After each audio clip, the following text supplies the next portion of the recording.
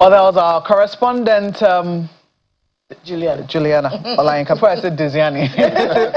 We were discussing the Diezani matter, but that was our correspondent, Juliana Olayinka, right in front of the Southern Crown Court, giving us a summary of what transpired in court today. The judge gave that verdict. But I'm sure that it would have hit the Nigerian political, socio-economic scene, with mixed feelings. So this morning we're going to be getting a judicial, or let's say a legal perspective on this matter. Mr. Monday Ubani joins us now. He's a senior advocate of Nigeria, and I mean, by extension, it means he's a legal practitioner by all means. Thank you for promoting me to a judicial officer. It's a legal, I had to quickly correct that. It's a legal opinion. The judiciary has finished his own opinion, and they have vindicated her. She is free of all bribery charges brought against her, and charges of embezzlement as well. That's correct. But given all that you know about this case and how our system works here in Nigeria, and all that was brought before his lordship in the Southern Crown Court, which was also out in the public space, do you really believe that this is over for the former minister? Thank you for having me. I don't think it's over. It is not a judicial declaration of innocence in other crimes. What she was charged in UK is actually for bribery. Now, the onus of prosecution in criminal proceeding lies on the prosecution, and the standard of proof is beyond reasonable doubt. I know they have a jury system. Now, the allegation against Diezani in UK Crown Court, is that she was given luxury gifts, was living a lifestyle, of superstars, those in the music industry. Their accommodation, when she's coming in private jets, and then their own allegation is that those were funded by contractors in the oil and gas industry in Nigeria who received maybe juicy contracts. So when you are alleging bribery, you are linking that bribery to the fact that those who were giving her that luxury lifestyle were getting juicy contracts in Nigeria in the oil and gas industry. So you have proved bribery, but you have not been able to link that lifestyle to contracts they have actually been given or secured in the oil and gas industry, which she, as a result of that, influenced her to. And so her own defense, of course, is a reportable defense, a crime allegation. When you allege somebody has received bribe, you must link it to the official function of that officer in the place where she was working. And so her own defense was, I never awarded any contract directly by myself to these people. There is a structure in place how they got contract. And they found out that there was no link whatsoever with the lifestyle these contractors were giving her to the contract that she had allegedly given them in Nigeria. And so in that, you have raised doubt in the mind of the jury, because the judge will summarize these facts and then the legal position, and then ask them to go and reach conclusion. And these are men and women in jury system that are made up from various professions. So they are not lawyers. Some may be lawyers, but the point is that they are looking at issues now from the presentation, from the evidence. So when they couldn't find any link to those luxury lifestyle that those guys were giving her to any official position, I think that they have given her here in Nigeria, the doubt was resolved in her favor. The principle of criminal prosecution and the sentencing and all that, it is better for 9 accused persons to go scot-free than for 1 innocent person to be convicted wrongly. So anytime in criminal prosecution, the prosecution fails to really prove all the ingredients of offense, one is the issue of mens rea. The second is the issue of actus reus. That must be the act. There must be the intention. So if you are not able to establish intention, then there's going to be a problem. So when they found that particular gap, they resolved that doubt in her favor. That is actually what happened in the British court. Yeah, but clearly that doubt has not been resolved in the minds of the public. Yes, The like you, yes. It has not been resolved. We need to resolve it. No, We'll resolve it this morning. Not in my mind. You cannot see my mind, unfortunately. But I mean, given all that, because let's put it out there that the prosecution listed all of these alleged offenses, and of course, a lot of people would have been wondering, this lifestyle, by what was it funded? Is it appropriate for a public official, serving in a government to live in this manner? Is it okay for them to do so? So how do you think that will eventually be resolved, if it ever can? No, the point is that for the fact that she has been declared innocent, acquitted in English court, does not mean that she cannot be tried, even on the same facts here, because they different sovereign jurisdictions. We all are independent. That must be made very clear. Now, if she is being tried here, the only thing is that that particular acquittal will only be persuasive, which only probably strengthen her case. But it does not in any way mean complete innocence. We have to go through the entire process of proving again beyond reasonable doubt before the judges that are in Nigeria. That is what's supposed to be done, because there are other charges of money laundering, abuse of office, breach of public trust. There are so many other things. But because what was tried in England, it's important we make this very clear, is bribery. So, bribery. So let's talk about the case in Nigeria. In fact, the EFCC said they have a pending 5-count criminal charge against and oil businessman Jide Omokore for conspiracy and bribery. So that's a different thing altogether. So the EFCC had previously, they got this arrest warrant and it started the extradition process. At least that's what I kind of remember from that.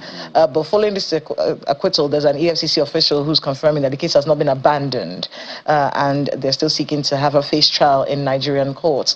How do you think that's going to work out? Do you think the extradition is going to happen? Is she going to be tried for these cases? Are we going to watch Madame Diezani Alison go through our court system here? And then, and back to, just to to what Mark was talking about, the visual of the kind of life that she was living here.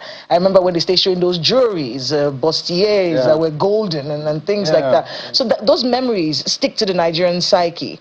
So would it be wonderful for many Nigerians? Would it be great to have her come back and face the law here for, even if it's just for the perception that the Nigerian people have of her? Intelligent question. It's important she also comes to the country, Nigeria, and clear herself through our own legal system. Very, very important. Because as I said earlier, the only acquittal she secured in England is about bribery. And they could not in any way tie that bribery to certain contracts that were given to those who were sponsoring her. Remember that I understand that the former president, Jonathan, also gave evidence in her favor, saying that people in public service, receive such gifts, from, individuals, and not necessarily for corrupt, maybe to have influence, to be close to somebody who is controlling the oil industry. So that was the evidence. It's a rebuttable evidence. I mean, when somebody makes an allegation, you have, the onus now shifts in criminal allegation of bribery. That, you have received bribe. Quite right. Even in our Nigerian ICPC and EFCC Act, gratification is a crime. Yeah. But the point is that immediately that particular act is proved that you have received gratification, the onus now shifts to you, the defense. Say that this has nothing to do with my official position, never influence any of my decisions that I made in favor of any of those who have given me the money. So these things are very important. So if she comes back to Nigeria, there is allegation of abuse of office. There is allegation of money laundering. There are so many other allegations again. So it goes through the crucible of our judicial system. And the evidence must be very strong. It's not double jeopardy, though. No. No, it's not, because it's not the same case. It's not, even if it's the same case, because we are not sharing the same jurisdiction. It's important we mention this. Yeah. When you say you cannot be tried again, double jeopardy, I think it is a Latin word, atrophois acquit. It is only within the competent jurisdiction of the same sovereign state, not when it is in another country, right? Because they are different countries entirely and different legal system. So she can be tried here in Nigeria, even on the same fact. But the point is on the same fact, wouldn't some people describe that as witch hunting? No. So the point is this. The government now will now choose the one they can concentrate upon.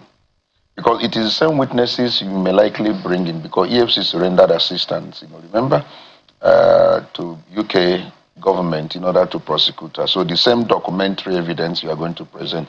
If those documentary evidence and those witnesses could not, help prosecution in England to convict her, so you choose your battle. Will I still want to rely on those witnesses? Will I still want to rely on those documents in order to prove the same offense here in Nigeria? So you choose your battle. Rely on those offenses you think you have very strong evidence from beginning to the in order to secure conviction. Because it's not about trial. It's a question of, in trying an offense, what is the strategy of the prosecution? What do you want to achieve in this? Is it to make name that you have taken her to court, or to secure conviction? Or to probably please the public, oh, you have put this person on trial. So your intention is to convict. So the issue of possible evidence, the strength of evidence is very key. Because the court will look at it, from the point of view of reasonable, beyond doubt. In criminal prosecution, as I said earlier, the principle is it is better for 9 persons who are really guilty, let them go scot-free, than for 1 innocent person. So it is always important that you don't create any gap in prosecuting a criminal offense. If any gap is raised and seen, it is always resolved in favor of the accused person. That is what goes on. So I'm saying that EFCC now will not choose their battle. Which of the charges do we think we have a strong evidence in order to secure conviction? So they go for it. Not that you charge 20 charges and all, I don't secure conviction in one. Let me quickly, because I was about to take you up on this issue of the judiciary ahead of the 2027 elections, yes. To also switch gears there. But, one thing was coming to my head with regards to this Alison Madueke case, which has now flown out of my head. So let us go back to the judiciary ahead of the 2027 elections. During the week, we saw the Court of Appeal deliver a very scathing verdict on the justice delivered by, the verdict delivered by Justice Peter Lifu of the Federal High Court, saying that he did not respect judicial hierarchy, he is unfit for the bench, using very strong words, so to speak, in describing what they termed as very grave disrespect for judicial hierarchy. I don't know, and this on this party deregistration matter, which some lawyers, senior advocates like yourself, have justified that Justice Peter Lifu's judgment was sound, and I think it's important to say. Did I say so? No, not you. Okay, fine. I said senior advocates like yourself. Before the Court of Appeal reached that verdict, about 2 senior lawyers had come out to say that that judgment delivered by Justice Peter Lifu was sound in itself, especially with the deregistration of political parties. That was the bone of contention. Now, but the hierarchy of judges, by courts, was not taken into account by these lawyers, which was basically where the Court of Appeal, had taken an issue. But what you see, because Justice Peter Lifu delivered this judgment on one day, in less than 48 hours, or about 48 hours, the Court of Appeal had delivered, its verdict, blaming. No, just staying in execution. The verdict. Staying execution of that verdict. So I'm just wondering, which was very timely, given what it is. So would you say that the Nigerian judiciary is really ready for these elections as we go, as we get into the polls for 2027? Well, I'm not from the judicial sector, but I'm a lawyer. I think they are. They have a very important role to play in our electoral system, because they determine even primary issues, leadership issues of political parties, and even when the election itself has taken place. People will run to court to say the other person did not win the election and all that. So it is still the same court that will do all that. So the corrective system is there, which is what happened in this particular case you mentioned. If there is any wrong decision or anything that's taken at the court below that is actually wrong, the Court of Appeal comes in, in order to correct it, or possibly the Supreme Court, finally. And so, in Justice Lifu's matter, we've discussed it, we've written about it. What I saw in that case is that it is only INEC that the law gives power to the register. INEC shall have power. When you are given that power, it is an exclusive power. that no other arms of government or no other institution should interfere in terms of, if somebody is saying, oh, INEC refuses to perform the official function, yes, you go to court, writ of mandamus. The court will now order INEC to perform that official, but not that the court will substitute his own opinion. So the moment the court says, I'm ordering you, and I'm also asking you not to receive candidates, also I'm ordering you not to participate in the election, it then means that the court itself is the one doing the duty that's supposed to be done by INEC. So the court has usurped that role? So because INEC said, we have evaluated, because that particular power given to them, gave them power to do administrative evaluation. After they have written to the political parties and say, you did not comply with this, political parties will reply. INEC will look at their reply and their response and say, evaluate. Are they in breach of section 225A? If they're not in breach, they file a counter affidavit in that case and say they were not in breach. And they are the one that's supposed to do that responsibility of evaluation and giving a report. And the court said no. That in his own finding, he found out that they are in breach. That cannot be the duty of the court. And we've said that much. So that should be determined. And I just remembered the question I was going to ask you, because, you know, see, the verdict which the UK Crown Court reached in this matter, yes, it's a very interesting one, in the sense that you have justified how they got to that verdict, that, you know, it's better for 9 people to walk scot-free than one innocent person taken prisoner, as the case might be. I sometimes wonder if that decision had been taken in a Nigerian court and the perception that would have come out of it. And this is the same court, because it would appear that at every turn, the Nigerian judiciary is always on trial. Would you say that our people are enlightened enough as to the workings of a court and how the judicial process works, given what has now come? I'm trying to see if I can relate it to now. Given what has now come as judgment from the UK Crown Court. You make heaven for asking this question. Let me tell you this. A lot of people have been actually acquitted in Nigeria, politicians. And then the thinking of Nigerians, towards such cases is that the judicial system has been compromised. And some of us have undertaken this responsibility of advocacy and teaching and telling persons that, look how the law operates. The law does not operate on sentiment. It does not operate on the newspaper report. The man that is sitting there as a judge is really, really ignorant of all those. It is on the facts, what we are presenting as evidence, that is going to look at, especially in criminal issues, in criminal matters. I've told you the principle. So if any person is charged and the prosecutor fails to really adduce strong evidence that links that crime to that person, it's going to be difficult. And it's difficult to convict public officers because there is a structure of how contracts are awarded. It passes through process. And most of these people you charge to court are not the ones that sign. Their signatures are not on the papers. And then you are charging them in order to convict them. And you cannot be able to link any of those monies into their account. The money enter into the account. Most times those monies, the NK debate says that since men have learned to shoot without missing, these politicians, they build a structure and they are careful not to sign anything. Most of these politicians, you think they're corrupt, they are careful not to pen their signature in anything. So it requires a lot of intricate understanding of how the system works in order to get that person whom you have charged, to be liable criminally in Nigeria. And so when the judges look at these facts you are presenting and they don't tally, there's a gap. It doesn't link to that individual, and they say the man is not guilty.